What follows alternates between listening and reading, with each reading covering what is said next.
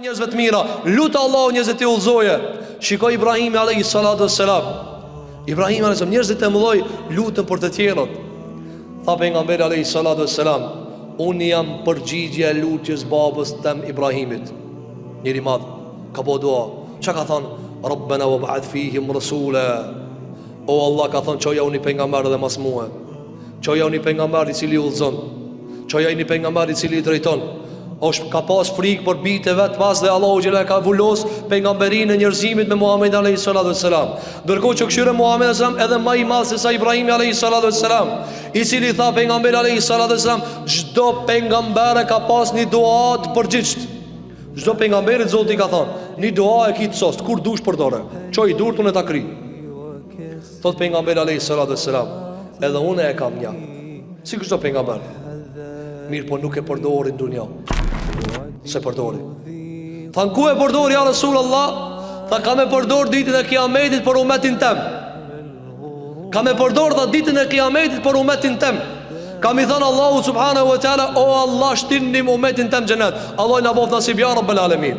Që kjo njeri madh, Muhamedi alayhi salatu wassalam, tha, ka mujtë po për veti. Atë dua, pejgamberi ka bëu dua shpesh. Atë dua ka pas special, ata e ka kështu të garantuar 100%. Veç që i dur ajo krijet. Atë ka thonë se përdori, atë na po në ahiret.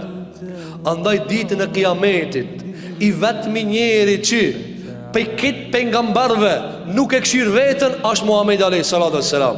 Ka thonë pejgamberi alayhi salatu wassalam, shkoj njerëzit e pejgambert, pi hallit të madh, bisikletit të madh, dhe çdo pejgamber ju thot popujve, Allahumma nafsi nafsi. O Allah, pështoj unë një herë. O Allah, pështoj unë një herë. Pejgamberi i Zotit, përveç Muhamedit alayhi salatu wassalam, ai thot ummetin, o Zot, pështomi njerëzit, pështomi ummetin. Allah na bofi ummetit ti ya rabbal alamin.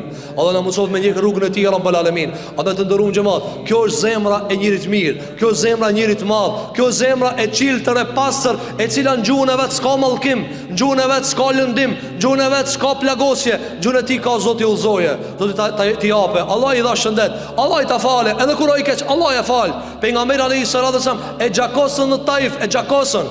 Budallë të xhakosën. Çment të veçela të xhakosën. Dhe Gjibraili zbriti për 7 palqijeve poshtë. Tha, o Muhammed, i kam me lek të kodrave me veti. Me lek të kodrave, tha, i kam me veti. Këto të kanë bo dam. A ti përplas në bashkë, a ti shtina në mes. Tha pensam, jo, zemra e madhe, wa ma arsalnaka ila rahmatan lil alamin. Ti të kemi dërgu rahmet për botrat. Tha, jo, se nashta pibive të këtyre dalin musliman. Bibive të këtëre. Apo, sa shpesh njëri thonë, ky, për një me ka hub rrugën, pa inshallah be e vladi si po qashtu. Inshallah be Allah ja uzon e vladët. Allah ja uzon dhe ata, po që s'ka për rëzim për ta, inshallah Zotë ja uzon të kanë familjen e tina. Kjo është zemra e mirë, zemra e keqe malkon. Allah e shkatrot, qafën ja theft. Kje ka qafën ngoje ka, qafën ngoje kalon. Hiç vazhdimisht Allah i qafët atë. Të ndërun njën, runi gjuhët e juve, mos malkoni. Tha Ibn Abbas radhiyallahu an, djali i Haxhës pejgamberit alayhi salatu wassalam, mos malkoni e t'juzaje. Mos malkoni e t'juzaje. Çka thu për një shtëpi që vazhdimisht Zoti ta thës çatën inshallah. Po ka me të rrogë dikon ajo. Ka me të rrogë dikon ajo. Rahmeti Allahit është i madh, se vallahi njerëzit sa mallkojnë, e sa shahen, e sa ofendojnë njëri tjetrin, i çdo shkëjt ve Zoti më na thi qafat, po Allahu subhanahu wa taala nuk pranon pas për të devotshmeve. Elusim Zotin e madh te bareke ve taala, që Allahu ti bën zemrat tona që të lutën për të tjerët, që të lutën për muslimanët.